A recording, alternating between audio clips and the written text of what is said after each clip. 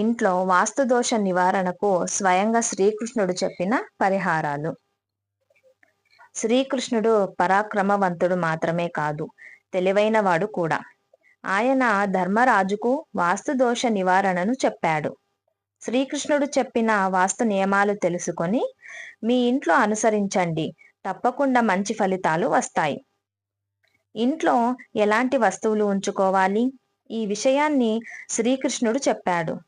వాస్తుశాస్త్రం గురించి చెప్పే సర్వాంతర్యామి అయిన శ్రీకృష్ణుడు మహాభారత యుద్ధంలో యుధిష్ఠిరునికి గృహ సంతోషం, రాజ్యశాంతి కోసం కొన్ని నియమాలను చెప్పాడు. శ్రీకృష్ణుడు చెప్పిన ఈ వాస్తు నియమాలను మనం పాటిస్తే జీవితంలో సుఖం, శాంతి, ఆనందం, ప్రశాంతత ఖచ్చితంగా లభిస్తాయి. ఇది మనకు మంచి ఫలితాలను ఇస్తుంది. శ్రీకృష్ణుడు స్వయంగా చెప్పిన వాస్తు నియమాలు ఇప్పుడు మనం తెలుసుకుందాం. శ్రీకృష్ణుడు యుధిష్ఠిరునికి ఇంట్లో ధూపం వేయమని చెప్పాడు. ఇంట్లో ధూపం వేయడం వల్ల ఆ ఇంటి వాస్తు దోషం పోతుంది. అందువల్ల ఇంట్లో సుఖశాంతులు నెలకొంటాయి. మీ ఇంట్లో రోజు ధూపం వేయడం వల్ల ఎలాంటి వాస్తు దోషమైనా తప్పకుండా తొలగిపోతుంది. శ్రీకృష్ణుడు ధర్మరాజుకు చెప్పిన రెండవ వాస్తు దోష నివారణ మార్గం అదేమిటంటే ఇంట్లో దీపం వెలిగించాలి. రోజు ఉదయం, సాయంత్రం 2 పూటల ఇంట్లో దీపం వెలిగిస్తే వాస్తు దోషం పోతుంది. దీపం చీకటిని తొలగించి కాంతితో నింపినట్లే ఇంట్లో వాస్తు దోషాన్ని కలిగించే ప్రతికూలతను తొలగించి సానుకూల ప్రకంపనలను సృష్టిస్తుంది. మూడవ పరిహారం నీరు.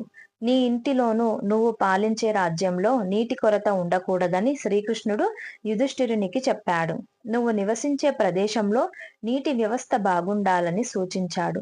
మీ ఇంటి నీటి వ్యవస్థ ఎప్పుడూ ఈశాన్య దిశలో ఉంచుకోవాలని సూచించాడు.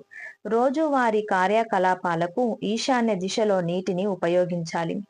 ఈ దిక్కును భగవంతుని దిక్కుగా పరిగణిస్తారు. ఏదైనా పదార్థం వాసనను తగ్గించవచ్చు, కానీ గంధం సువాసన ఎప్పటికీ తగ్గదు. గంధంతో 1000 పూలు పేర్చిన గంధపు సువాసన తగ్గదు. ఈ కారణంగా ఒక చందనం ముక్కను ఎప్పుడు ఇంట్లో ఉంచుకోవాలి. ఇంట్లో ఎప్పుడు స్వచ్ఛమైన ఆవు నెయ్యి ఉంచండి. మీరు ఈ నెయ్యిని ఆహారంలో కానీ, ఆహార తయారీలో లేదా పూజలో ఉపయోగించవచ్చు. కానీ ఈ నెయ్యి ఇంట్లో ఎప్పుడు అయిపోకుండా చూసుకోండి. మీరు ఇంట్లో స్వచ్ఛమైన ఆవు నెయ్యి మాత్రమే ఉంచుకోవాలని గుర్తుంచుకోండి. ఇంట్లో వాస్తుదోషం పోగొట్టే శక్తి తేనెకు కూడా ఉందని శ్రీకృష్ణుడు చెప్పాడు. తేనె మీ ఇంటిని, మీ పరిసరాలను, మీ ఆత్మను శుభ్రంగా ఉంచుతుందని తెలిపాడు. అందుకే పూజలో నెయ్యితో పాటు తేనెను కూడా ఉపయోగిస్తారు. సరస్వతీదేవి విద్యా దేవత. ఆమెను పూజించడం వల్ల మనకు జ్ఞానం లభిస్తుందని శ్రీకృష్ణుడు చెప్పాడు.